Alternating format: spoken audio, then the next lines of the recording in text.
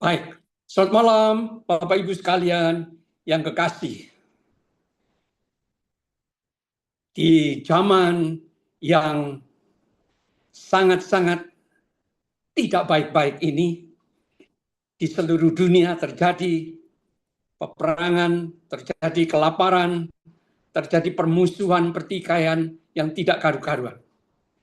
Namun, di tengah-tengah situasi sikon dunia yang tidak kondusif ini, kita sebagai umat yang beriman, haruslah kita memiliki satu password yang sangat amat penting, yaitu iman mantap.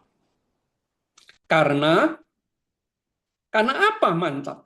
Karena sudah alami kebaikan Tuhan. Hanya dengan kita sudah merasakan dan mengalami secara pribadi kebaikan Tuhan, maka iman kita akan mantap dan tidak akan bergeming untuk diserang, untuk dilawan, untuk ditentang dengan segala macam hal, kesulitan, kesukaran, aniaya, penghinaan, pembulian, penindasan, dan lain sebagainya. Lalu pertanyaannya, iman yang mantap itu iman kepada siapa? Kalau dikatakan iman kepada Allah, Allah yang mana?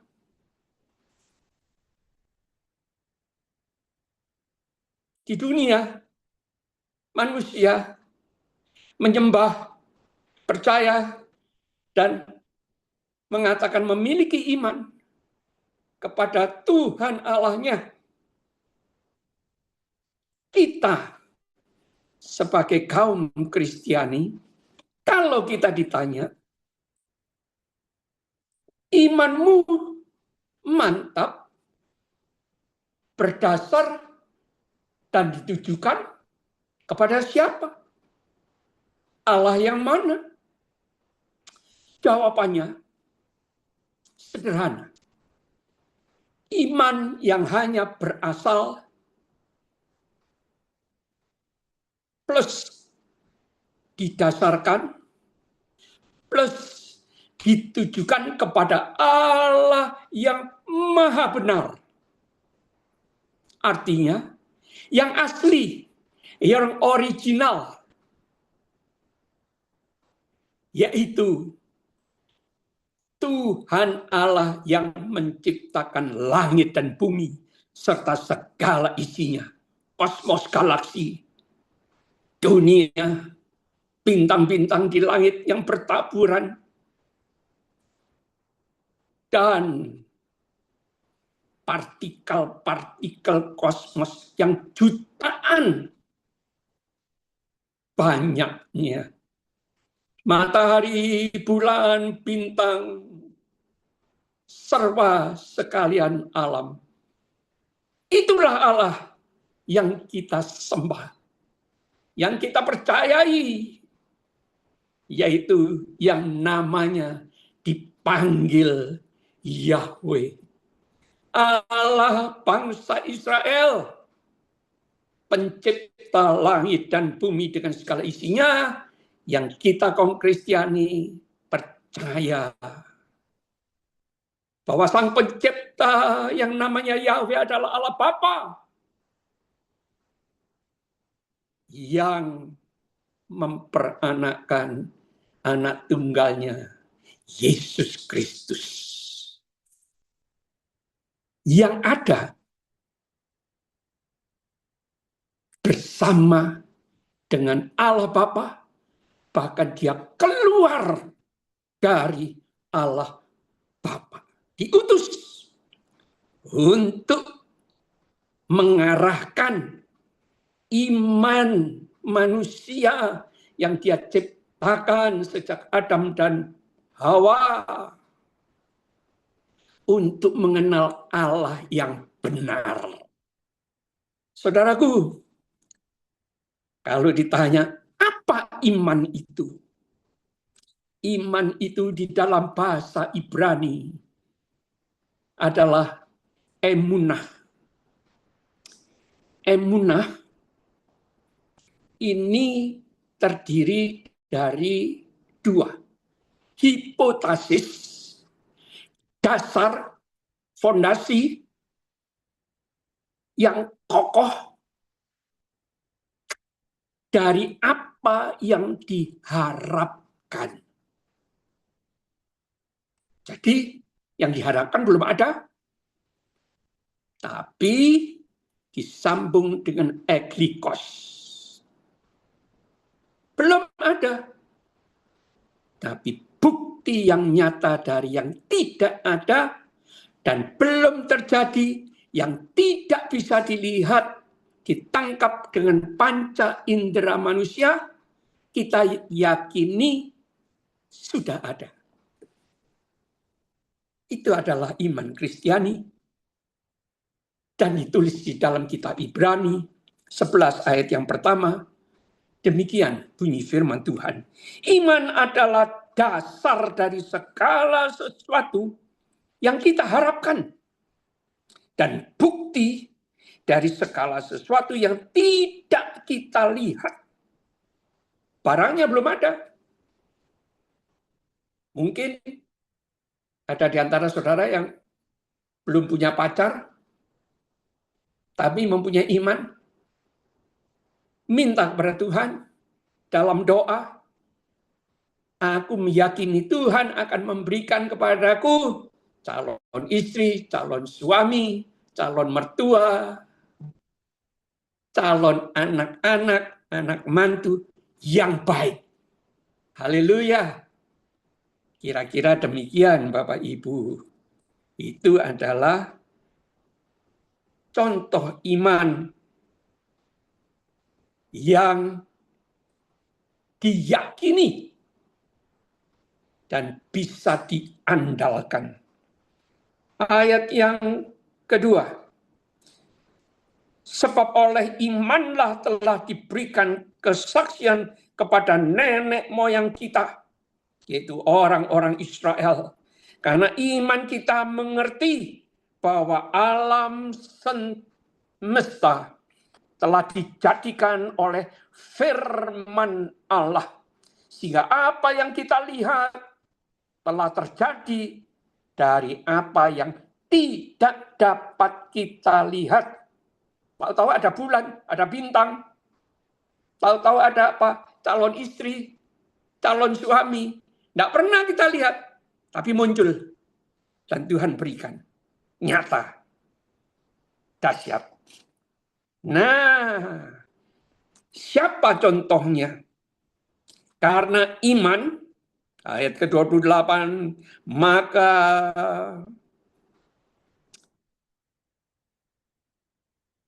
mereka, yaitu orang-orang Israel di bawah pimpinan Nabi Nuh, melintasi Laut Merah, Laut Kosong, sama seperti melintasi tanah kering.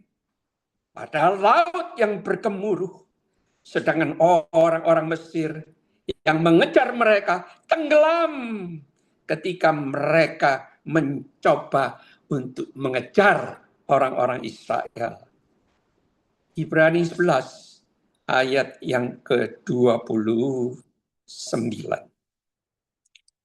Ini iman yang dimiliki oleh siapa? Contohnya manusia-manusia yang memiliki iman yang mantap karena sudah mengalami kebaikan Tuhan. Yaitu Nabi Daniel, Sadrah, Mesah, Abednego, yang adalah orang-orang buangan. Mereka adalah budak-budak bangsa Israel yang direkrut oleh yang namanya Raja Nebukadnezar. Saudaraku, mereka Kenapa bisa memiliki iman yang mantap? Karena mereka percaya kepada Allah yang benar dan hidup, yang telah menolong nenek moyang mereka keluar dari tanah perhambaan Mesir, melewati apa? Laut yang disibakkan air samudranya oleh Tuhan Allahnya, Yahweh. Ketika tongkat Musa dipukulkan ke laut, maka tersibaklah yang namanya air laut yang bergemuruh menjadi dua bagian, dan di tengahnya menjadi laut dasarnya kering. Mereka menyeberang. Haleluya. Itu yang mereka percayai. Allah mereka yang hidup, yang sanggup menolong mereka keluar dari yang namanya penderitaan ketika mereka dijajah, mereka dijadikan budak. Selalu ada yang namanya ATHGR. Apa ATHGR? Ancaman, tantangan, hambatan, gangguan, rintangan, bahkan ancaman bunuh. Dan itu terjadi, saudaraku. Itu terjadi.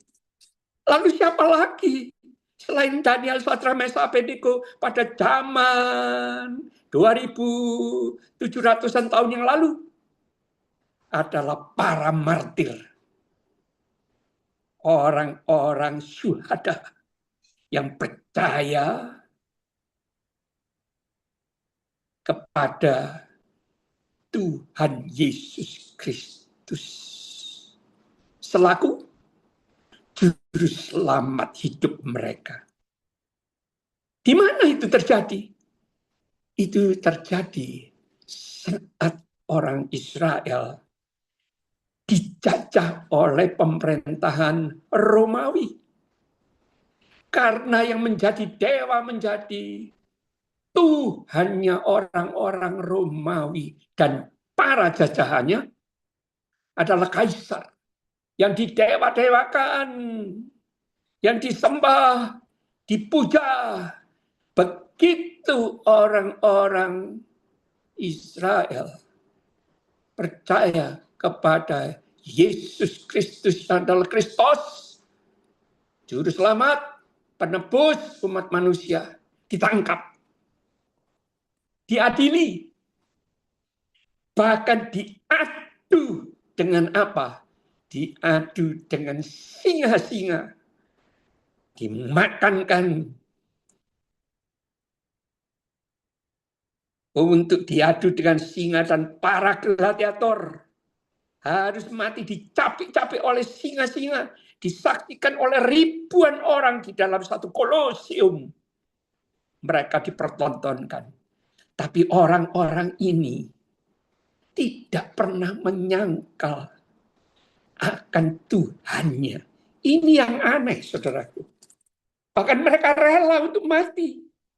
Kenapa mereka rela untuk mati? Sama seperti Sadrak, Mesak, Abednego, juga Daniel. Daniel dimasukkan ke dalam lubang singa. Tapi dia tidak bergeming. Masukkan, ya masukkan. Ternyata di dalam lubang singa, singanya, mulut singa-singa dibekap sama Tuhan. Bisa mengaum, tapi tidak bisa menggigit yang namanya Daniel. Dahsyat. Jadi iman itu ternyata mengandung janji, saudara. Iman yang mengandung janji itu iman yang kepada siapa? Iman yang kepada Allahnya bangsa Israel. Yahweh, pencipta langit dan bumi. Allahnya Abraham, Ishak, Yakub. Haleluya. Harus jelas, saudaraku. Jadi iman itu harus kepada siapa? Lalu iman itu mengandung akibat. Karena ada sebab, ada akibat. Sebab apa? Allah berjanji, orang-orang yang mengandalkan aku tidak akan mengalami hal-hal yang mencelakai. Wah, ini saudaraku. Ini yang dicari. Itu bisa terjadi kapan?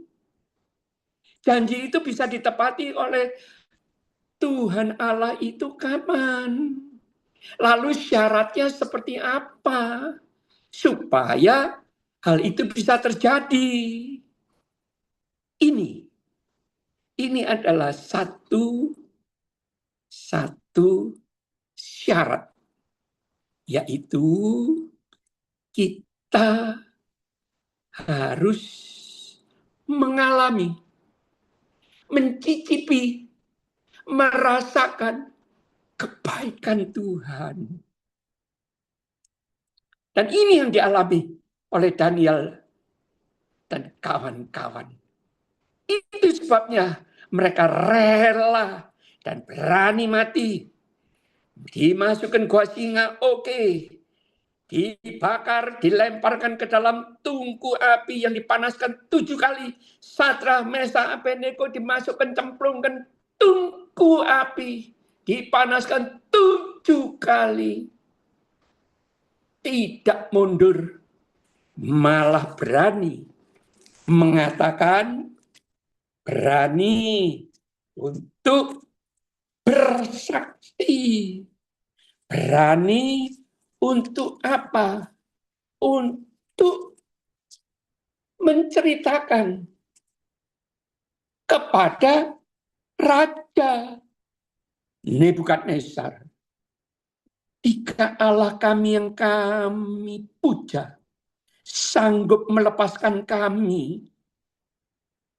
Jadi dia punya iman, sanggup loh melepaskan kami, maka ia akan melepaskan kami dari perapian yang menyala-nyala itu dan dari dalam tanganmu ya Raja.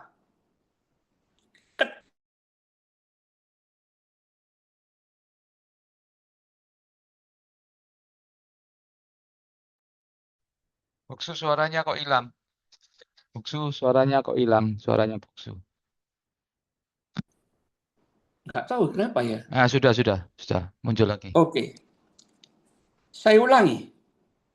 Jika Allah kami yang kami puja sanggup melepaskan kami, maka ia akan melepaskan kami dari perapian yang menyala-nyala itu. Dan dari dalam tanganmu ya Raja. Percakapan ini diadakan ketika mereka itu ditangkap, diborgol, diikat semua badannya. Persis mau dicemplungkan ke dalam tungku api. Begitu mereka mengatakan, tetapi seandainya tidak, maksudnya, kalaupun Tuhan Allah kita yang sanggup, tapi tidak menolong kita, hendaklah Tuanku mengetahui, ya Raja, bahwa kami tidak akan memuja dewa Tuanku, dan tidak akan menyembah patung emas Tuanku dirikan itu. Tegas, mantap, tapi tidak merendahkan raja.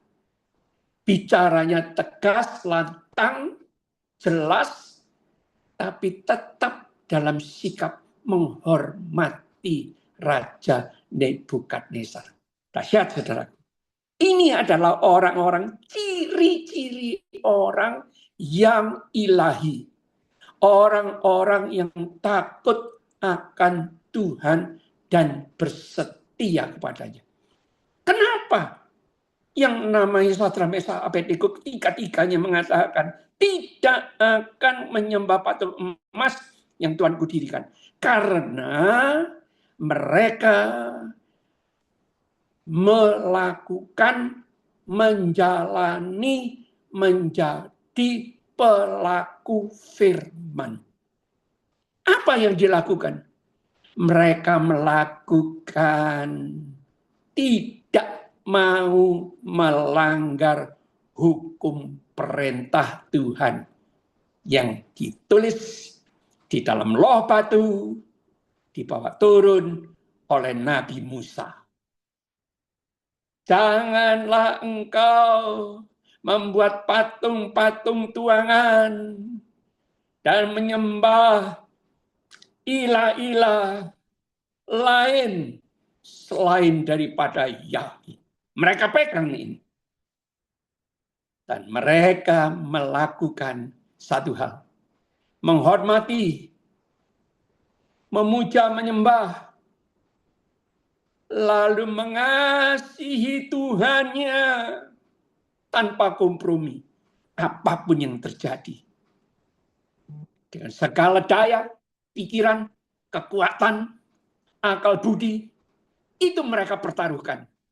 Mereka lakukan dan mengasihi sesama seperti diri mereka sendiri. Haleluya. Apa yang terjadi? Maka meluaplah kegeraman Raja Nebukadnezar. Air mukanya berubah terhadap Sadrak, Mesak, Abednego. Lalu diperintahkannya supaya perapian itu dibuat 7 kali lebih panas dari biasa. Kepada beberapa orang yang sangat kuat dari tentara yang dititahkannya untuk mengikat Sadrak, Mesak, Abednego dan mencapakan mereka ke dalam perapian yang menyala-nyala itu. Lalu diikatlah ketiga orang itu dengan jubah, celana, topi, dan pakaian mereka yang lain dan dicampakkan ke dalam perapian yang menyala-nyala. Karena titah raja itu keras, dipanaskan nyala perapian itu dengan luar biasa sehingga nyala api itu membakar mati orang-orang yang mengangkat dan melemparkan Sadrak, Mesak, dan Abednego itu ke dalam api. Yang aneh, saudaraku. Tetapi ketika orang itu, yaitu Sadrak, Mesak, dan Abednego jatuh ke dalam perapian tungku yang menyala-nyala dengan hebat dalam keadaan terikat, terkejutlah Raja Nebukadnezar lalu bangun dengan segera. Berkata ia kepada para menterinya. Karena saat itu ribuan orang yang menyaksikan, ada para menteri, pamong, panglima dari negara-negara yang ditaklukkan oleh Nebukadnezar. Karena saat itu Babilonia, Irak zaman sekarang sangat berkuasa. Iran pun ditaklukkan. Negara-negara Teluk termasuk Israel, Syria, Yordania, Arab, semuanya ditaklukkan dan mereka semua datang menyaksikan. Karena mereka menyembah patung. Mereka datang dari tempat-tempat itu. Ribuan kilometer datang. Untuk apa? Menyaksikan kejadian drama Sadrak, Mesak, Abednego dilemparkan ke dalam tungku api. Karena apa? Berani menentang perintah raja. Tapi apa yang terjadi? Bukankah 3 orang yang telah kita campakkan dengan terikat ke dalam api itu? Jawab mereka pada raja, benar ya raja. Katanya, tetapi ada 4 orang kulihat berjalan-jalan dengan bebas di tengah api itu. Siapa orang yang keempat itu? Mereka tidak terluka. Dan yang keempat itu rupanya seperti anak dewa. Dahsyat. Ini penting, saudara. Karena ternyata orang yang rupanya seperti anak dewa ini ganteng. Siapa itu? Tuhan Yesus Kristus yang muncul. Dan secara teologis disebut sebagai Kristofani. Tuhan Yesus yang muncul ke dalam dunia, padahal dia belum lahir. Dia lahir hari Natal. Tapi ini terjadi kira-kira zamannya Daniel ini, Sadrak, Mesak, Abednego, itu kira-kira 2700 tahun sebelum Kristus lahir. Kok bisa Kristus, Yesus, Tuhan, muncul dalam rupa seorang anak dewa? Ya, ini membuktikan bahwa Tuhan Yesus satu dengan Yahweh yang kita kenal sebagai Allah Bapa kaum Kristiani. Haleluya. Mantap, saudaraku. Jadi, iman seperti inilah yang dimiliki oleh Daniel, Sadrak, Mesak, Abednego, dan orang-orang yang kemudian ketika Kristus sudah lahir, lalu dia mulai mengabarkan Injil, orang-orang banyak yang percaya kepadanya, ditangkap, dibunuh, dimakankan singa, dibakar, dipenggal kepala mereka. Dan itu terjadi. Bukan hanya zaman dulu. Zaman sekarang pun ada. Ada, saudaraku. Saudara-saudara kita yang sekarang ini menerima Kristus sebagai juru selamat hidupnya. Mereka yang berasal dari Nigeria, mereka yang berasal dari negara-negara Teluk, mereka yang berasal dari Iran, mereka berbondong-bondong, mereka bertobat, mereka mengaku, menerima dan percaya Yesus Kristus adalah anak Allah yang rela mati untuk menebus dosa-dosa mereka. Mereka dihadapkan dengan apa? Dibuang, dikeluarkan dari keluarga, diusir, diputuskan hubungan keluarga. Bahkan ada yang harus mati sakit karena dipenggal kepala, ditembak, dipukuli, dianiaya. Tapi semuanya itu tidak membuat mereka menolak, membantah, meninggalkan Tuhan Yesus Kristus. Kenapa? Karena mereka telah mengalami kebaikan Tuhan. Apa? Siapa? Bagaimana caranya mengalami kebaikan Tuhan? Ini, saudaraku, jawabannya. Barang siapa memegang perintahku dan melakukannya, dialah yang mengasihi aku. Dan barang siapa mengasihi aku, Yahweh, Allah Bapa, ia akan dikasihi Bapakku. Ini yang ngomong Tuhan Yesus. Dan aku pun, Yesus Kristus, akan mengasihi dia dan akan menyatakan diriku kepadanya.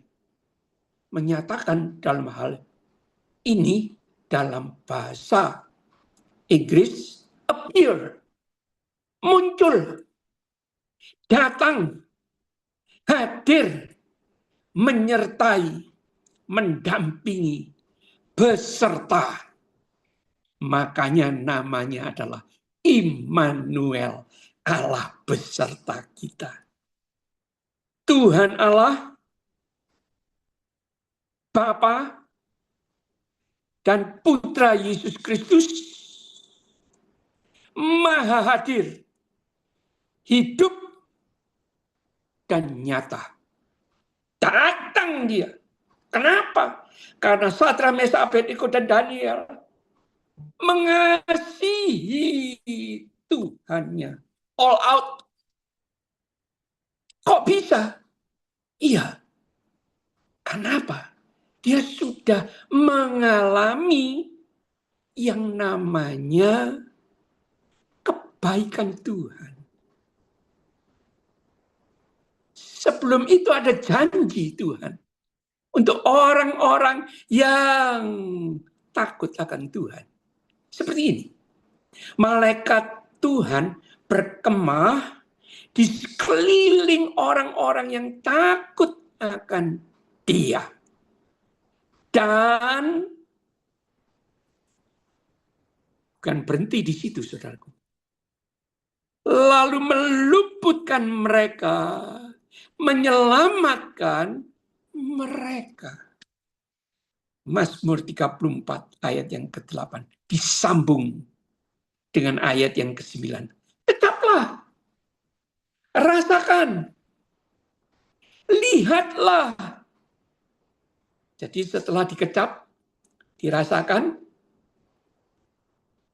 lalu untuk dilihat betapa baiknya Tuhan itu. Dilihat dengan mata, kasat mata, ya. Terlebih dengan apa? Dengan mata rohani. Apa yang terjadi? Yang terjadi ini. Ini adalah syaratnya untuk bisa menikmati kebaikan Tuhan sehingga menyebabkan iman kita mantap. Berani mati, rela mati untuk Tuhan. Kenapa? Karena syarat yang penting ini dialami. Apa syarat yang penting ini? 1 ayat yang ke-10. Takutlah akan Tuhan, hai orang-orangnya yang kudus. Waduh. Jadi supaya takut sama Tuhan, tapi ditujukan kepada orang-orangnya yang kudus. Berarti Daniel, Sadrak, Mesak, Abednego, dan para martirnya Tuhan adalah orang-orang yang takut akan Tuhan. Dan hidup mereka otomatis kudus. Dahsyat, saudaraku. Ini penting. Nah, sekarang kalau kita sudah tahu kebenaran ini, sudah merasakan ini, ada janji Tuhan yang akan terjadi kepada orang-orang yang memang mau hidupnya itu berubah. Berubah dari apa? Dari tidak takut Tuhan menjadi takut Tuhan. Dari yang hidupnya sembarangan menjadi orang yang hidupnya tidak mau sembarangan, tapi disiplin tinggi. Nah, mengalami satu perubahan. Ini penting, saudaraku. Takut Tuhan berarti orang-orang yang mau dirubah oleh Tuhan. Dan sudah diubahkan oleh Tuhan. Sifat-sifat yang lama, sifat yang jahat, sifat yang tidak baik, sifat yang egois, mementingkan diri sendiri, bahkan suka berdusta, suka melakukan hal-hal yang tidak benar, berubah menjadi orang yang tidak benar, menjadi orang yang benar. Orang yang tidak baik menjadi orang yang baik. Dari orang yang tidak berhikmat memiliki hikmat yang dari atas, yaitu hidup kudus, suka mencari perdamaian, berubah hidupnya. Nah, ada janji Tuhan kepada orang-orang yang takut selain Dia mengirim malaikatnya untuk menjagai kita. Apabila orang benar itu, yaitu orang-orang yang takut Tuhan, terhisap orang yang benar. Karena apa? Dari tidak benar dibenarkan di dalam Tuhan Yesus. Betul. Mata Tuhan tertuju kepada orang benar. Dan telinganya kepada teriak mereka minta tolong. Apabila orang-orang benar itu berseru-seru, maka Tuhan mendengar dan melepaskan mereka dari segala kesesakannya. Bahkan ada janji Tuhan. Ada janji Tuhan. Kemalangan orang benar, orang yang takut akan Tuhan banyak. Tetapi Tuhan melepaskan dia dari semuanya itu. Termasuk utang nggak dibayar, pasti akan dibayar. Sakit, Tuhan akan tolong dan sembuhkan. Rezekinya Tuhan sediakan. Mazmur 111 ayat yang kelima. Ini semua ditulis oleh sang pemazmur. Siapa yang menulis kitab Mazmur ini? Raja Daud, Nabi Daud. Kenapa dia bisa mengatakan ini dengan gamblang?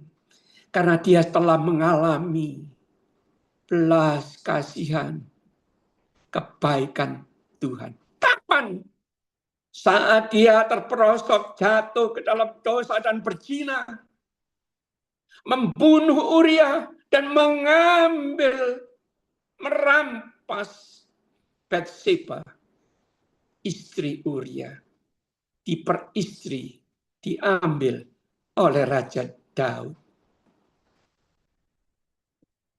Ketika Nabi Nathan datang menegur akan Raja Daud, dia menangis, dia bertobat,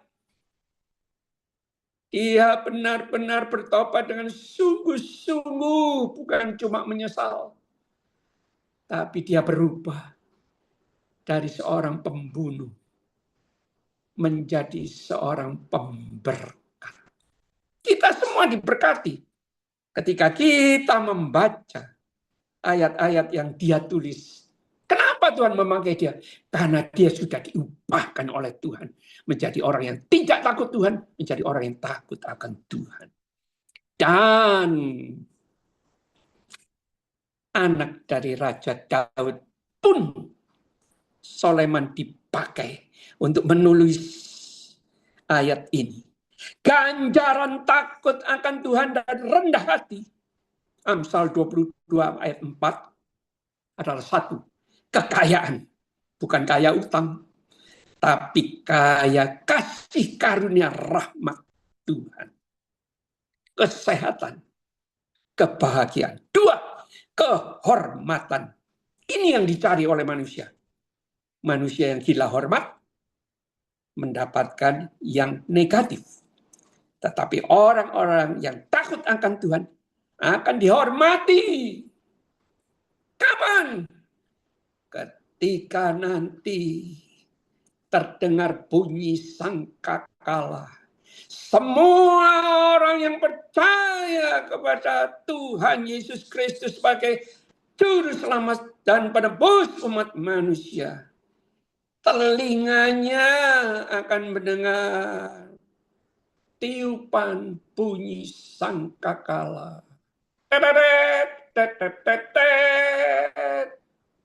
Kala bunyi sangkakala, kala bunyi sangkakala, kala bunyi sangkakala. Kalau namaku dipanggilku ada. Langsung tubuh anak-anak Tuhan. Siapa? Sejak dari Adam dan Hawa, Bapak Abraham, Bapak Ishak, Bapak Yakub, dan kita semua kaum percaya akan bangkit untuk menerima tubuh kemudian langsung akan menyongsong Gusti Yesus Kristus Putra Allah di awan-awan. Untuk apa? Untuk mendampingi raja di atas segala raja, hakim di atas segala hakim, untuk memerintah dunia ini bersama dengan Tuhan Yesus Kristus. Rapture, pengangkatan kedua. Ketika Kristus datang kembali ke dunia untuk dua kalinya, itu yang ditunggu-tunggu oleh para nabi, rasul, dan kaum percaya. Itu sebabnya di dalam kitab Petrus 2:3 ada tertulis, Anda dan saya dipanggil dan dipilih oleh Tuhan Yesus untuk mempercepat kedatangan Kristus yang kedua kali. Itu tugas Anda dan saya. Itu satu kehormatan. Itu sebabnya orang Kristen harus melek, harus bangun, harus bangkit. Untuk apa? Menceritakan, menyaksikan betapa baiknya Tuhan. Saudaraku, kalau bicara seperti itu, lalu takut akan Tuhan itu apa? Kok sampai hebat sekali janji-janji yang Tuhan berikan? Takut akan Tuhan adalah 1, 2, 3, 4, 5. Tapi bukan Pancasila, saudara. Takut akan Tuhan adalah 1, membenci kejahatan. Kedua, membenci kesombongan. Contoh kesombongan. Tuhan Allah, aku terpuruk, aku hutangnya banyak. Apa engkau bisa nolong aku? Makanya banyak orang pergi bukan ke Tuhan Allah yang benar. Pergi ke dukun-dukun, pergi ke paranormal, pergi menyembah ke gunung ini, gunung itu, dan lain sebagainya. Ketiga, orang yang takut akan Tuhan adalah membenci kecongkakan. Seperti apa kecongkakan? Dulu miskin, dulu melarat, dulu sakit, bertobat, percaya Tuhan Yesus, minta tolong supaya diberkati, sudah diberkati, sudah disembuhkan, sudah diberikan yang namanya kasih karunia untuk hidup berkecukupan. Lupa untuk apa? Lupa untuk mengucap terima kasih kepada Tuhan. Itu congkak. Dengan cara bagaimana? Setelah menjadi orang yang kaya, setelah menjadi orang yang dipakai dengan kasih karunia, diberi karunia oleh Tuhan, menjadi sombong, menjadi congkak, mengatakan pada sesamanya, lu siapa? Tahu apa lu? Belum tahu gue lu. Ini congkak. Keempat, membenci tingkah laku jahat, pikiran jahat, kelakuannya otomatis jahat. Mulut ini nggak bisa direm, nggak dijaga. Padahal ini adalah sumber kehidupan, kata Amsal.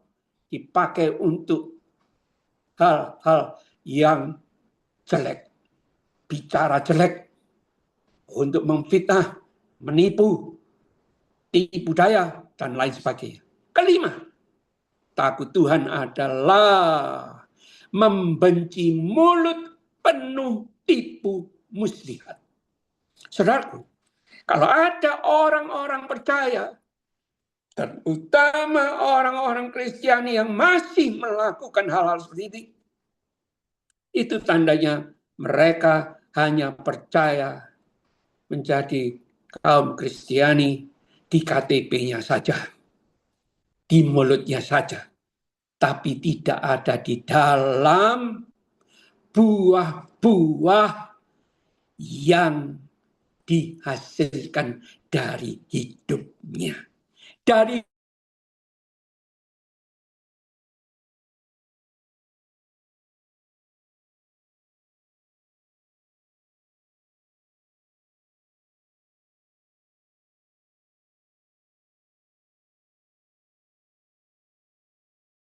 adalah orang-orang yang mau melakukan seperti yang Kristus lakukan.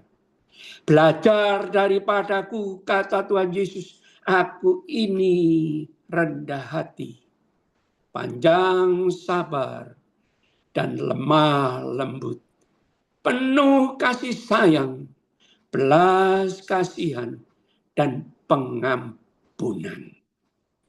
Inilah iman mantap, karena sudah apa? Mengalami kebaikan Tuhan. Saudaraku yang kekasih, pertanyaannya sekarang, adakah ini orang-orang yang seperti ini, yang memiliki iman mantap karena sudah mengalami kebaikan Tuhan, ada nggak di Indonesia? Ada, saudaraku. Siapa? Contohnya, Ahok, Muhammad KC, almarhum Pendeta Yusuf Roni,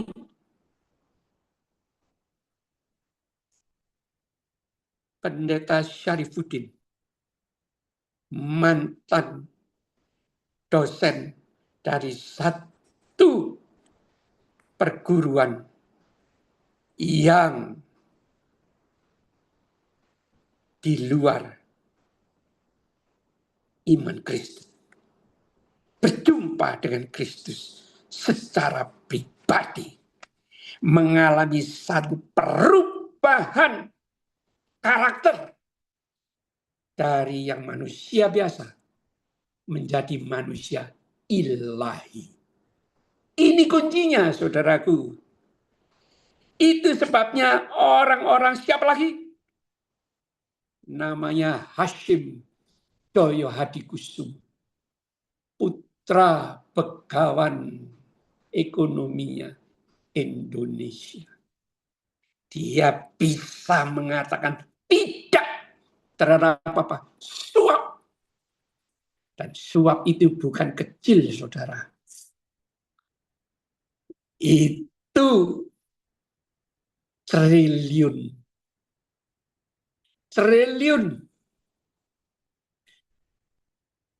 Hampir 2,5 triliun.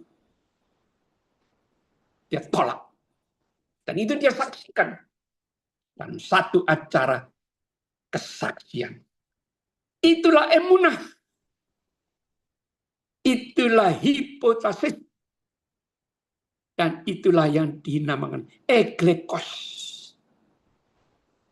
Apa yang diharapkan? Iman adalah dasarnya. Dari segala sesuatu yang belum ada, dibuktikan ada. Puji Tuhan. Masalahnya, bagaimana dengan Anda dan saya? Sudahkah Anda dan saya sudah mengalami kebaikan Tuhan?